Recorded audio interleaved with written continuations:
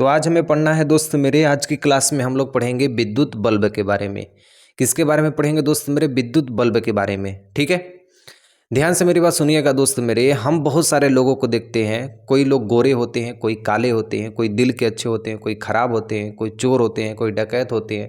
तो जिस तरह लोग भी अलग अलग तरीके के होते हैं, उस तरह तार हो भी अलग अलग तरीके के होते हैं। तार यानी इसी को हम कहते हैं चालक। ठीक है, यदि सोना का तार है तो कहेंगे कि भैया बहुत ही बढ़िया तार है। यदि लोहा का तार है तो वो कहेंगे भैया बहुत ही खराब तार है, क्योंकि लोहे के तार में बहुत ज़्यादा प्रतिरोध होता है और सोना के तार में प्रतिरोध एकदम ना के बराबर होता है। लेकिन सोना इतना महंगा होता है दोस्त मेरे कि उस तार को हम यूज नहीं करते हैं। तो चांदी की तार को भी यूज नहीं करते, क्योंकि चांदी भी महंगा होती है। इसलिए चांदी से कम कॉपर और एल्युमिनियम के तार को हम लोग अपने घरों की वायरिंग में यूज करते हैं। और इसको बड़ा ध्यान से समझना दोस्त मेरे। एग्जाम में सिर्फ घूम फिर के इस चैप्टर से यही चीज़ पूछता है, विद्युत बल्ब। क्या पूछेगा दोस्त मेरे? पहले ध्यान से देखिएगा। चैप्टर का नाम है विद्युत धारा का तापी प्रभाव और उसमें पूछेगा विद्युत बल्ब। विद्युत बल्ब, ठीक है। इससे भी एग्जामिनर का पेट नहीं भरता है दोस्त मेरे, तो पूछेगा विद्युत इस्त्री, जो हम लोग करते हैं प्रेस घर में, उसको कहते हैं विद्युत इस्त्री। ठीक है, इसके बाद फ्यूज एक आता है, फ्यूज। ठीक है, एक फ्यूज आता है। उसके बाद आता है एक हीटर। ठीक है, एक हीटर। ये चारों विद्युत धारा के उष्मी प्रभाव हैं। चारों कौन से भैया? विद्युत धारा के उष्मी प्रभाव हैं। लेकिन वेरी वेरी इंपॉर्टेंट में जो सबसे ज़्यादा दिया जाता है वो है विद्युत बल्ब। ठीक है, एग्जाम में जो सबसे ज़्यादा दोस्त मेरे पूछा जाता है और दिया जाता है वो है विद्युत बल्ब। पढ़ाऊंगा मैं टोटल चारों ही, लेकिन सबसे पहले मैं हाईलाइट करूंगा दोस्त मेरे विद्युत बल्ब को। इसे बड़ा ध्यान से समझना। ठीक है, इसको अभी मैं लिख दिया हूँ, इसे अभी इग्नोर करिएगा। इसको मैं अभी बाद में समझाता हूँ विद्युत बल्ब को। सबसे पहले कुछ और टॉपिक है, कंसेप्ट है, पहले इसको ध्यान से देखिए। ठीक है, हमने बताया है कि लोगों के भी अलग अलग गुण होते हैं। कोई गोरे होते हैं, कोई काले होते हैं, कोई सफ़ेद होते हैं, अलग अलग तरह के लोग होते हैं। ठीक है, तो उसी तरह तार की भी प्रकृति और गुण अलग अलग होती है।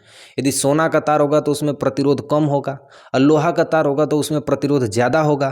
तो लोहे वाले तार में हमको ज़्यादा करंट प्रवाहित नहीं देखने को मिलेगी, और सोना के तार में करंट ज़्यादातर विभव हमें उत्पन्न होगा, जिससे धारा भी ज़्यादा हमें प्रवाहित देखने को मिलेगी।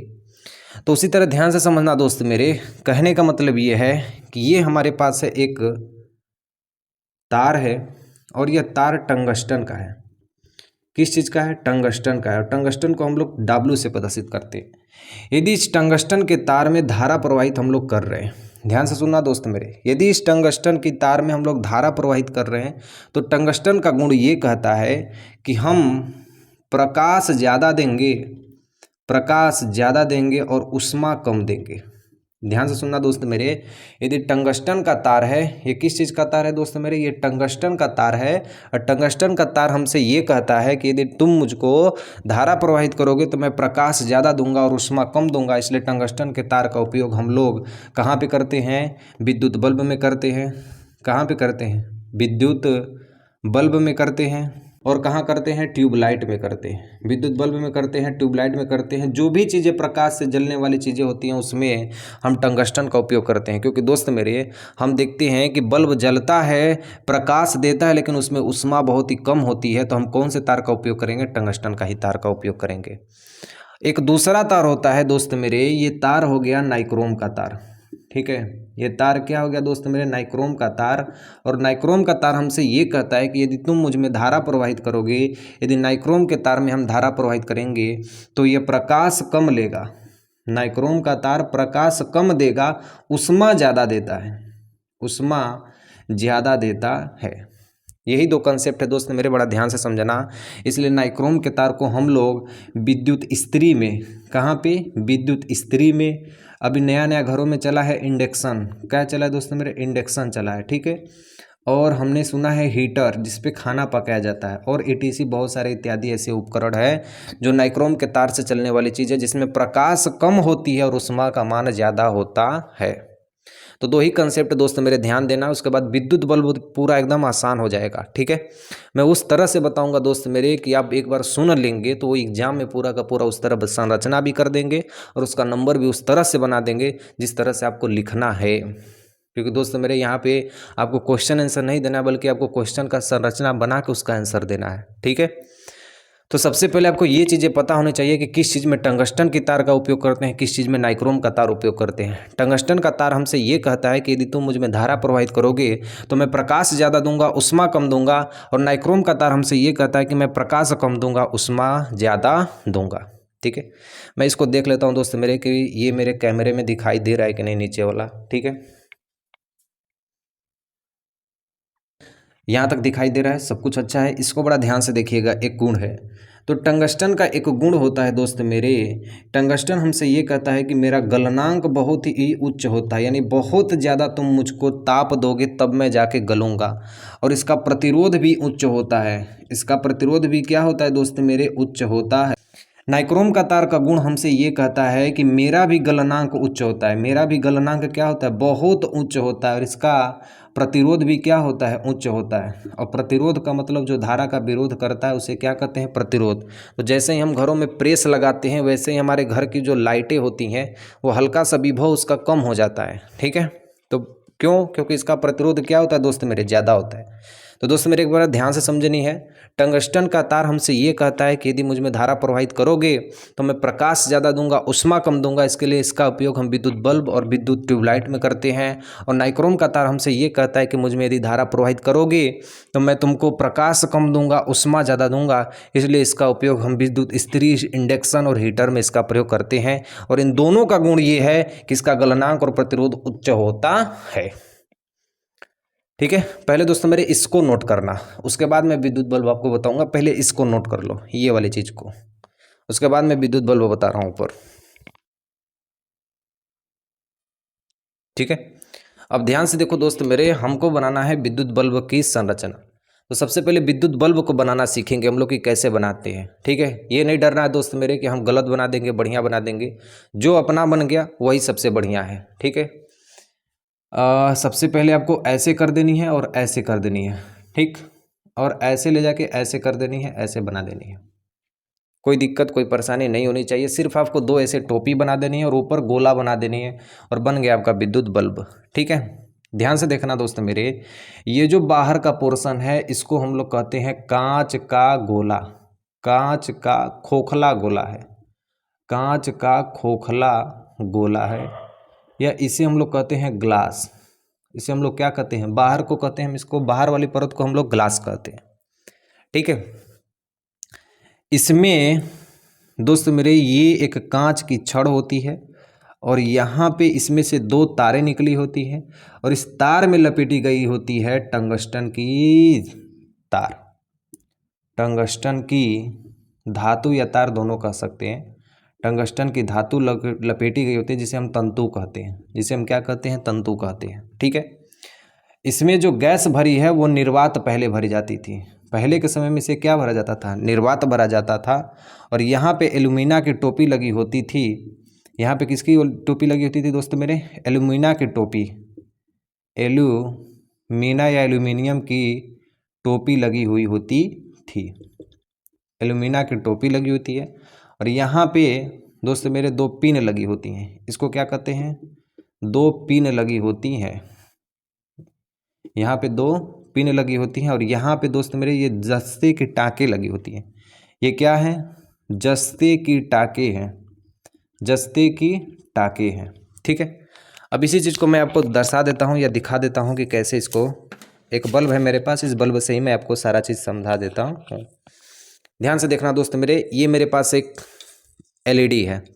एलईडी का फुल फॉर्म होता है लाइट इमिटिंग डायोड। दोस्त मेरे आपको यहाँ पे एक दिख रहा होगा, ये जो टोपी है ऊपर वाली परत की टोपी जैसे दिख रही है ना, ये टोपी एल्यूमिना की टोपी है। ये टोपी क्या है, एल्यूमिना की टोपी है। और इसके बगल में दोस्त मेरे ये जो पिन निकली हुई है, यहाँ पे पिन निकली हुई कि नहीं, इस साइड में भी निकली हुई, इस साइड में, जिससे ये टिक सके। टोपी से क्या होते हैं, ये दोनों टिक सकते हैं। ठीक है, और इसमें जस्ते की दो टाँकें लगी होती हैं, एक ये टाँका एक ये टाँका। तो जस्ते की कितनी टाँकें लगी हैं, दो टाँकें लगी हुई हैं। ठीक है, और इसे लाख या चपड़े से बंद कर दिया जाता है। तो किसी सीएफएल को लेके या किसी एलईडी को लेके ध्यान से देखेंगे तो इसे किसी न किसी लाख या चपड़े से दबा के बंद किया गया होता है। तो ये टोपी नहीं खुलती है बल्कि हम लोग यहाँ से आगे से इसको खोलते हैं। ठीक है, तो बस इसको आपको संरचना में मैं आपको दिखा दे रहा हूँ कि कैसे इसको उपयोग करना है। लेकिन दोस्त मेरे ध्यान से देखना, यहाँ तक हो गया? कोई दिक्कत परेशानी नहीं है। इस टंगस्टन की धातु का जो गलनांक है, टंगस्टन का गलनांक,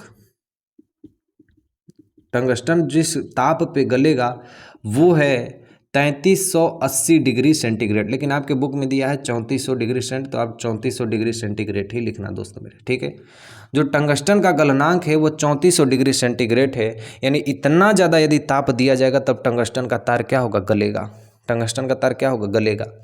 तो दोस्त मेरे टंगस्टन का जो गलनांक है वो कितना होता है? 3400 डिग्री सेंटीग्रेड, यानी 3400 डिग्री सेंटीग्रेड का तापमान देंगे तो ये टंगस्टन का तार गल जाएगा। लेकिन दोस्त मेरे ध्यान से समझना, ये बहुत इंपॉर्टेंट लाइन है, यदि आप इसको समझ गए तो समझिए ये पूरा विद्युत बल्ब ही आप पूरा समझ जाएंगे। कैसे? ध्यान से समझना।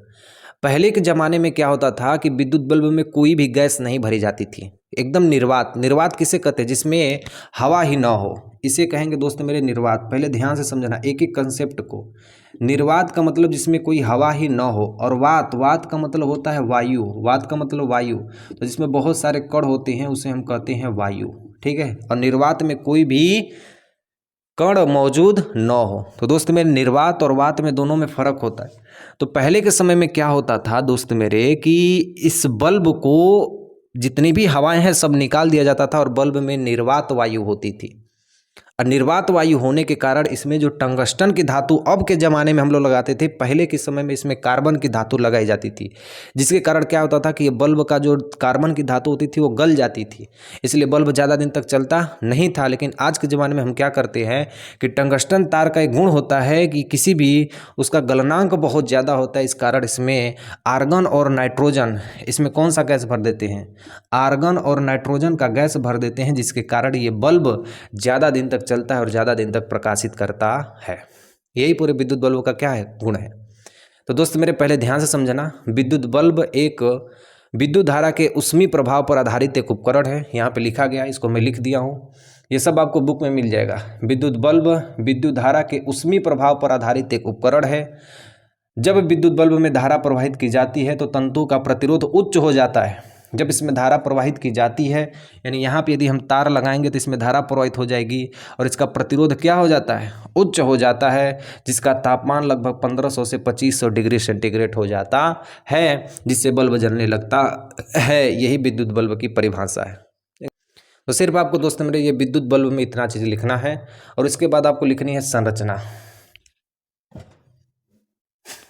विद्युत बल्ब के बाद क्या लिखनी है? संरचना, ठीक है। ध्यान से सुनना दोस्त मेरे, संरचना क्या होती है? संरचना का मतलब हुआ कि बल्ब को बनाया कैसे गया है। दोस्त मेरे यदि संरचना आप याद कर रहे हैं ना कि विद्युत बल्ब एक कांच का खोखला गोला होता है, इसमें सभी वायु को निकाल कर इसमें ये भर दिया जाता है, वो भर दिया जाता है, तो आप चंद दिनों के लिए याद करेंगे। कब तक? जब तक एग्जाम दे के आ जाएंगे उतना ही देर तक बस याद रहेगा। लेकिन एक बार मेरे मुंह से जो शब्द निकल रहा है उसको बड़ा ध्यान से सुनिएगा, वो हमेशा के लिए आपको याद हो जाएगा, ठीक है। ध्यान से मेरी बात को सुनना दोस्त मेरे। विद्युत बल्ब एक कांच का खोखला गोला होता है। एक बार रिपीट करना दोस्त मेरे, विद्युत बल्ब एक कांच का खोखला गोला होता है जिसके अंदर से सभी वायु को निकालकर, एक बार फिर से दोस्त मेरे रिवीजन करना, विद्युत बल्ब एक कांच का खोखला गोला होता है जिसके अंदर सभी वायु को निकालकर एल्यूमिना की टोपी लगा दी जाती है, जिसके कारण बाहर की वायु अंदर प्रवेश न कर सके। इतना शब्द बस आपको बोलना है। विद्युत बल्ब एक कांच का खोखला गोला होता है जिसके अंदर सभी वायु को निकालकर एल्यूमिना की टोपी लगा देते हैं, जिसके कारण बाहर की गैस अंदर न प्रवाहित हो सके, और एल्यूमिना की टोपी के बगल में 2 पिनें लगी हुई होती हैं। एल्यूमिना के बगल में कितनी पिनें लगी होती हैं? 2 पिनें लगी होती हैं, जिसे लाख या चपड़े से बंद कर दिया जाता है। यहाँ पे किसको बंद कर दिया जाता है? लाख या चपड़े से बंद कर दिया जाता है। तो मैंने आपको बताया दोस्त मेरे कि इसे लाख या चपड़े से बंद कर दिया जाता है। लेकिन मैं आपको एक चीज़ और बताया हूँ दोस्त मेरे कि विद्युत बल्ब के नीचे एक जस्ते की टाँक लगी होती है। शायद आपको यहाँ पे दिख रहा होगा, एक ये और एक ये। तो आपको कह देनी है दोस्त मेरे कि विद्युत बल्ब के नीचे एक जस्ते की टाँकें लगी होती है, जिसका संबंध 2 मोटे तारों से होता है। और ये कांच की नली, ये क्या है? कांच की नली। और ये कांच की नली में इस तरह से जाते हैं कि आपस में एक दूसरे को स्पर्श न करें, और इनका संबंध टंगस्टन टंगस्टन की धातु से होता है, यानी तंतु से होता है, जिसे फिलामेंट के नाम से जानते हैं। इसका संबंध किससे होता है? इस धातु से होता है। इसी धातु को हम फिलामेंट या तंतु कहते हैं। और जब तंतु में धारा प्रवाहित की जाती है तो इसका गलनांक उच्च हो जाता है। तंतु का गलनांक लगभग 3400 डिग्री सेंटीग्रेड होता है। और जब इसमें विद्युत धारा प्रवाहित की जाती है तो प्रतिरोध उच्च होने के कारण इसका तापमान भी उच्च होता है, जिसके कारण इसमें प्रकाश देने लगता है। एक बार फिर से दोस्त मेरे इसको समझना और पूरी तरीके से कंसेप्ट पूरा क्लियर हो जाएगा। संरचना में आपको लिखनी है कि विद्युत बल्ब एक कांच का खोखला गोला होता है। भाई विद्युत बल्ब कोई भी देखेंगे तो खोखला गोला ही होता है। हम किस गोले की बात कर रहे हैं? इसकी बात नहीं कर रहे हैं दोस्त मेरे, मैं उस गोले की बात कर रहा हूँ जो पहले समय में 100 वाट के बल्ब जो हम लोग जलाते थे उसकी बात कर रहा हूँ। ठीक है, ये तो एलईडी है। ये क्या है? एलईडी है। इसकी बात नहीं कर रहा हूँ मैं, उसकी बात कर रहा हूँ जो कांच का खोखला गोला वाला जो बल्ब था उसकी बात कर रहा हूँ। तो विद्युत बल्ब एक कांच का खोखला गोला होता है। क्या कहेंगे दोस्त मेरे? विद्युत बल्ब एक कांच का खोखला गोला होता है जिसके अंदर से वायु को निकालकर एल्यूमिना की टोपी लगा दी जाती है, जिसमें 2 पीने होती हैं। एल्यूमिना की टोपी लगा देते हैं जिसमें 2 पीने होती हैं और इसे लाख या चपड़े से बंद कर दिया जाता है। जब लाख या चपड़े से बंद कर दिया जाता है तो इसके बाहरी परत पे 2 जस्ते की टाँकें लगी होती है और यह कांच के अंदर जस्ते की टाँके का संबंध कांच के अंदर तंतु से मिला हुआ होता है। और ये जस्ते की टाँके से जब धारा प्रवाहित की जाती है तो अंदर ये कभी भी आपस में सटती नहीं है और इसका संबंध तंतु से होता है। और जब तंतु में धारा प्रवाहित हो जाती है तो तंतु प्रकाशित हो जाता है, क्योंकि तंतु का गलनांक 3400 डिग्री सेंटीग्रेड होता है। ठीक है, लेकिन दोस्त मेरे मैंने एक चीज़ आपको जरूर बताया था कि ये कौन सा भी है, ये निर्वात है। क्या है? निर्वात है। तो पहले हम लोग क्या करते थे कि बल्ब में कोई भी वायु नहीं भरते थे, जिसके कारण बल्ब की अवधि घट जाती थी। बल्ब की अवधि क्या होती थी? घट जाती थी। लेकिन बाद में हमने ये सोचा कि ये टंगस्टन है और ये कहाँ है? भाई निर्वात है, तो इसकी आयु क्या हो जा रही है? घट जा रही है। और हम क्या कर रहे हैं कि इसमें कुछ गैस को भर देते हैं। कौन गैस भर देते हैं? कुछ गैस को भर देते हैं, वो है आर्गन और नाइट्रोजन। कौन सी गैस को भर देते हैं? आर्गन और नाइट्रोजन की गैस को भर देते हैं, जिसके कारण संघनन होगा। अब संघनन क्या होता है दोस्त मेरे? पहले ध्यान से तो समझो। संघनन का मतलब हुआ कि ये जो तंतु है इस गैस से क्रिया करके बाहर ऊष्मा तुरंत प्रदान करेगी, जिससे कारण इसकी जो उम्र है वो क्या हो जाएगी? बल्ब बढ़ जाएगी। इसलिए अब के ज़माने में जो बल्ब आते हैं उसमें देखा जाता है कि नाइट्रोजन और आर्गन की गैसें भरी हुई होती हैं। अब जो विद्युत बल्ब बन के हमारे सामने आता है उसमें नाइट्रोजन और आर्गन की गैस भरी हुई होती है। एक और कंसेप्ट है दोस्तों मेरे, पहले ध्यान से समझना। यदि आपके सामने ऐसे दिया हो कि 100 वाट और 220 वोल्ट, 220 वोल्ट, अब इसका मतलब ये हुआ, पहले ध्यान से समझना, यदि 100 वाट का बल्ब है, क्या कहेंगे दोस्तों मेरे? यदि 100 वाट का बल्ब है और 220 वोल्ट की लाइन हमको मिल रही है, क्या कहेंगे? 220 वोल्ट की धारा यदि हमको प्रवाहित हो रही है, 100 वाट का बल्ब है, तो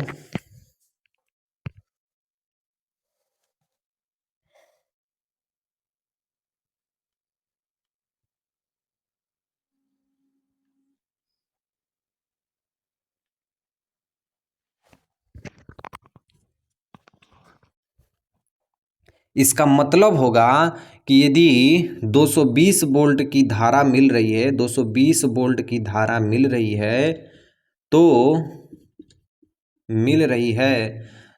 यदि 100 वाट का मान लो बल्ब है, तो यदि इसे 220 वोल्ट की धारा मिल रही हो तो इस बल्ब की शक्ति कितना हो जाएगी? 100 वाट हो जाएगी। शक्ति कितना हो जाएगी? 100 वाट हो जाएगी। कहने का मतलब है कि 220 वोल्ट धारा मिल रही है तो बल्ब 100 वाट दे रहा है, और जैसे जैसे विभव का मान घटेगा उसी तरह ये धारा वाट का भी मान, शक्ति का भी मान क्या होगा? घटेगा। कहने का मतलब है कि यदि घर में कम विभव की लाइन हमको मिलेगी तो ये बल्ब भी कम जलेगा, और यदि ज़्यादा विभव की लाइन हमको मिलेगी तो बल्ब और ज़्यादा तेज़ी से जलेगा। एकदम ज़्यादा विभव से लाइन दे देंगे तो बल्ब फ्यूज हो जाता है या फूट जाता है। ऐसा हमने कई बार घरों में देखा है। तो दोस्त मेरे एक बार इसे रिकॉल कर देना, इसे एक बार रिकॉल कर देना और इससे तुम्हारा कन्फ्यूजन भी दूर हो जाएगा। सबसे पहले ध्यान से देखना है, वैद्युत बल्ब किसे कहते हैं? वैद्युत बल्ब विद्युत धारा के ऊष्मीय प्रभाव का आधारित एक उपकरण है। क्या कहेंगे दोस्त मेरे?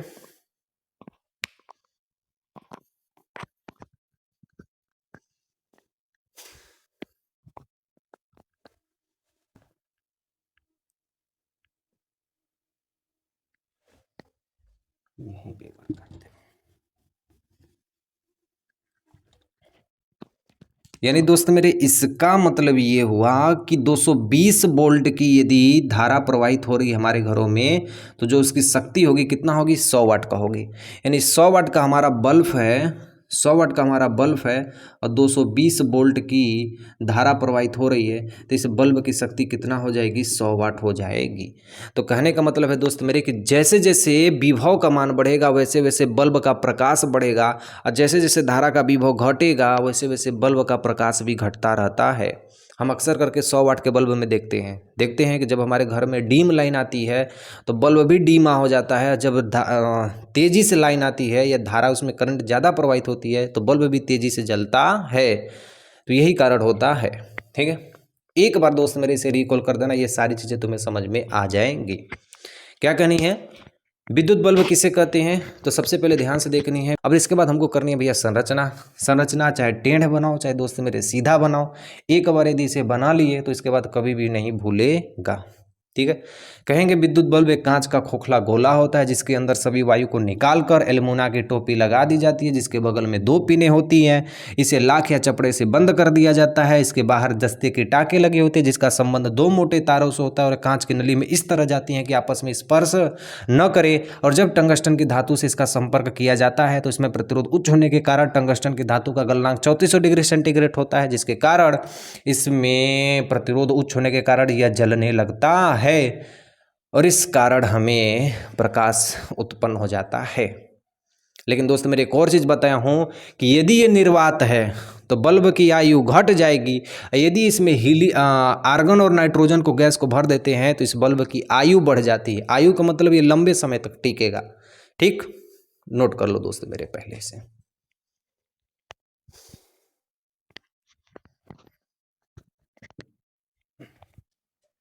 तो यहाँ तक हो गया दोस्त मेरे, हमने विद्युत बल्ब के बारे में पूरी तरीके से सीख लिया।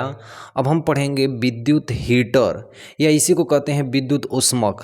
ठीक है, विद्युत हीटर को ही हम लोग कहते हैं विद्युत उष्मक, विद्युत उष्मक। ठीक है, उष्मक। तो विद्युत उष्मक यदि एग्जाम में दे दिया कि विद्युत उष्मक का संरचना और चित्र सहित वर्णन कीजिए, तो ये मत कहना दोस्त मेरे के सुधांशु भैया ने नहीं पढ़ाया है। ठीक है, विद्युत उष्मक कहो चाहे हीटर कहो, दोनों बात एक ही होता है। ठीक, अब इसमें ध्यान से देखना कि विद्युत उष्मक होता क्या है। सबसे पहले मैं चित्र बना लेता हूँ। ठीक है, चित्र कैसा भी हो दोस्त मेरे, बस आपको समझ में आना चाहिए। वैसे हमारा चित्र कुछ आसान नहीं बनता है, बट ध्यान से समझना कि आपको पूरी तरीके से समझ में आ जाए। ठीक है, देखो ध्यान से,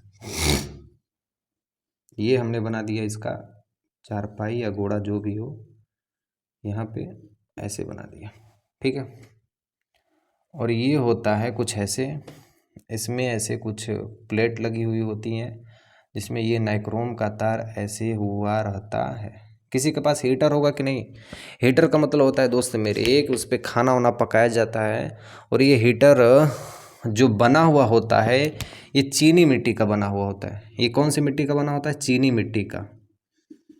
चीनी मिट्टी क्या होती है? चीनी मिट्टी जो होती है ये विद्युत और उष्मा का दोनों का कुचालक होती है। विद्युत व उष्मा दोनों का कुचालक होती है। दोनों का क्या होती है? कुचालक होती है। तो ध्यान से समझना दोस्त मेरे, जो चीनी मिट्टी होती है वो विद्युत और उष्मा दोनों का कुचालक होती है। हीटर को जब आप अपने पास रखेंगे, आजकल तो सबके पास दोस्त मेरे इंडक्शन हो गया, और इंडक्शन में जो उष्मा हमको मिलती है वो 1500 डिग्री सेंटीग्रेड से लेकर 2000 डिग्री सेंटीग्रेड तक। ठीक है, तो उष्मा उसका ज़्यादा होता है, लेकिन हीटर का जो उष्मा होती है ये हीटर मैक्सिमम हमको देता है 800 डिग्री सेंटीग्रेड से 1000 डिग्री सेंटीग्रेड, और इसी पे हम लोग अपना खाना वाना पकाते हैं। लेकिन दोस्त मेरे आपको पहले स्टार्टिंग में ही मैं बताया हूँ कि जो टंगस्टन की तार होती है वो प्रकाश ज़्यादा देती है, उष्मा कम देती है। लेकिन नाइक्रोम का तार क्या करता है? नाइक्रोम का तार उष्मा ज़्यादा देगा, प्रकाश कम देगा। इसलिए हम इसमें कौन सा तार यूज करते हैं? नाइक्रोम का तार यूज करते हैं। ठीक है, यहाँ पे दिखाई दे रहा है। तो इसमें कौन सा तार यूज करते हैं? नाइक्रोम का तार यूज करते हैं। और नाइक्रोम में क्या क्या मिला होता है ये भी लिखना होता है हमको।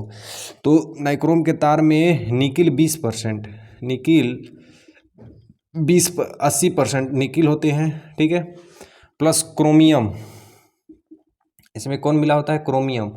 क्रोमियम 20% मिला हुआ होता है, तब जाके हमारा ये नाइक्रोम का तार बनता है। और इस नाइक्रोम के तार की प्रतिरोध ज़्यादा होती है, गलनांक ज़्यादा होती है, इस कारण इसकी उष्मा ज़्यादा देता है, प्रकाश कम देता है। इसका प्रयोग हम हीटर में करते हैं, नाइक्रोम के तार का उपयोग विद्युत इस्त्री में करते हैं, और नाइक्रोम के तार का उपयोग हम लोग इंडक्शन या ओवन में भी करते हैं। और जहाँ जहाँ नाइक्रोम का तार उत्पन्न होता है दोस्त मेरे, वहाँ से लाल तप्त अंगार निकलती हैं। कभी हीटर को देखेंगे तो वहाँ से लाल तप्त अंगार निकलेंगी, ओवन को देखेंगे या इंडक्शन जो घर में जलता है उसमें देखेंगे तो लाल तप्त अंगार निकलती है, जैसे लाल लाल लाल लाल उष्मा जैसे निकलती है। ठीक है, तो ये हीटर जो है वो मैक्सिमम देता है 800 से 1000 डिग्री सेंटीग्रेड तक, लेकिन जो हम लोग के घर में इंडक्शन यूज होता है दोस्त मेरे, उसका 1500 से 2000 डिग्री सेंटीग्रेड तक उसका उष्मा हमको मिल जाती है। ठीक है, लेकिन प्रेस अभी हम पढ़ेंगे अगली वीडियो में, प्रेस के बारे में, विद्युत प्रेस और विद्युत फ्यूज क्या होते हैं। तो पहले इसको दोस्तों मेरे समझो। अभी मैं जो आपको बताया हूँ, हीटर को ही हम लोग कहते हैं विद्युत उष्मक। हीटर को हम लोग क्या कहते हैं, चाहे हीटर कहें चाहे विद्युत उष्मक कहें, दोनों बात एक ही है। ठीक है, जब नाइक्रोम के तार में विद्युत धारा प्रवाहित की जाती है, जब नाइक्रोम के तार में विद्युत धारा प्रवाहित की जाती है तो तार में उष्मा का मान अत्यधिक होने के कारण लाल तत्व उत्सर्जित होने लगता है। तो हमने आपको पहले ही बताया दोस्त मेरे कि नाइक्रोम के तार में उष्मा ज़्यादा होती है, जिसके कारण ये लाल तप्त उष्मा उत्सर्जित करता है। दोस्त मेरे यहाँ से ध्यान देखना, लाल तप्त उष्मा उत्सर्जित करता है। यही हमारा विद्युत हीटर या क्या कहते हैं, विद्युत उष्मक के नाम से इसको हम जानते हैं। अब इसकी संरचना में दोस्त मेरे आप क्या लिखेंगे, जो आपको ये चीज़ें बताई गई है ना, सिर्फ आप इतना ही संरचना में लिख दो, आपको पूरा नंबर मिल जाएगा। बोलेंगे कैसे, ध्यान से सुनना मेरे दोस्त मेरे।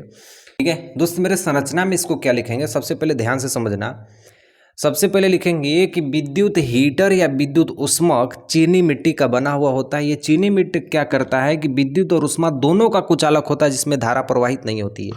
ये जो चीनी मिट्टी होती है ना, चीनी मिट्टी एक मिट्टी की तरह होती है। ये चीनी मिट्टी क्या करती है कि इसमें न धारा प्रवाहित होती है और ना ही उष्मा इसमें ज़्यादा प्रवाहित होती है। ये दोनों का कुचालक है, विद्युत का भी कुचालक है, उष्मा दोनों का ये चीनी मिट्टी क्या है, कुचालक है। और उसमें एक नाइक्रोम का तार लगा हुआ होता है, और ये नाइक्रोम का तार निकिल में 80% और क्रोमियम में 20% होता है, इसलिए नाइक्रोम मिश्र धातु के रूप में इसमें काम करता है। और जब नाइक्रोम में विद्युत धारा प्रवाहित की जाती है तो नाइक्रोम में उष्मा उत्पन्न हो जाती है, जिसके कारण लाल तत्व अंगार देने लगता है। लेकिन दोस्त मेरे बड़ा ध्यान से समझना, इसके परत के नीचे भी चीनी मिट्टी लगा दी जाती है, क्योंकि जो उष्मा होगी वो तो ऊपर भी जलेगी। कहने का मतलब यह है कि यदि ये उष्मा है तो ये उष्मा ऊपर भी जाएगी और नीचे भी जाएगी, तो नीचे भी चीनी मिट्टी लगा दी जाती है, जिसके कारण नीचे उष्मा नहीं आती है, सारी की सारी उष्मा ऊपर चली जाती है। वही लिखा गया है दोस्त मेरे कि जब उच्च ताप पर गर्म करने पर यह पिघलता नहीं है, और लाल तत्व का अंगार 800 डिग्री सेंटीग्रेड से 1000 सेंटीग्रेड हो जाता है, जिसके कारण उष्मा निकलने लगती है। वही चीज़ मैं बताया दोस्त मेरे कि 800 डिग्री सेंटीग्रेड से 1000 डिग्री सेंटीग्रेड हो जाता है, जिसके कारण उष्मा निकलने लगती है। तो विद्युत हीटर क्या है, जब नाइक्रोम के तार में विद्युत धारा प्रवाहित की जाती है तो तार में उष्मा का मान अत्यधिक हो जाता है, जिसके कारण लाल तत्व उष्मा उत्सर्जित होती है। और विद्युत हीटर में हमने देखा है कि नाइक्रोम होता है, नाइक्रोम में निकिल 80% होते हैं, क्रोमियम 20% होते हैं। नाइक्रोम मिश्र धातु का काम करता है। हीटर का जो तापमान होता है वो 800 डिग्री सेंटीग्रेड से 1000 डिग्री सेंटीग्रेड होता है। इसमें चीनी मिट्टी होती है, और नाइक्रोम के तार को हम लोग सर्पीला आकार में लगाते हैं, क्योंकि ज़्यादा दूरी तक रहेगा तो ज़्यादा उष्मा हमको मिलेगी। और जो चीनी मिट्टी होती है ये विद्युत और उष्मा दोनों का कुचालक होता है। सिर्फ दोस्त मेरे आपको यहीं तक इतनी लिख देनी है और ये आपका हीटर का पूरा हो जाएगा। यहाँ तक हमको लगता है कि हीटर यदि आप इतना लिख देंगे दोस्त मेरे तो हीटर आपका हो जाएगा। इसके जो अगली क्लास होगी उसमें दोस्त मेरे मैं आपको बताऊँगा विद्युत इस्त्री यानी जो प्रेस हम लोग करते हैं उसके बारे में, और मैं आपको बताऊँगा विद्युत फ्यूज के बारे में क्या होता है। ठीक है, लेकिन जो एग्जाम में मोस्ट इम्पोर्टेंट है वो आएगा विद्युत बल्ब। ठीक है, अगर एग्जामिनर का पेट नहीं भरेगा तो दोस्त मेरे वो इधर उधर जाएगा ही जाएगा, इसलिए मैं सारा चीज़ आपको बताऊंगा, लेकिन मोस्ट हाईलाइटेड में आपको विद्युत बल्ब ही पढ़ना है। ठीक है, ओके, एक बार कमेंट में थम्स अप कर देना। तब तक के लिए सेवा समाप्त।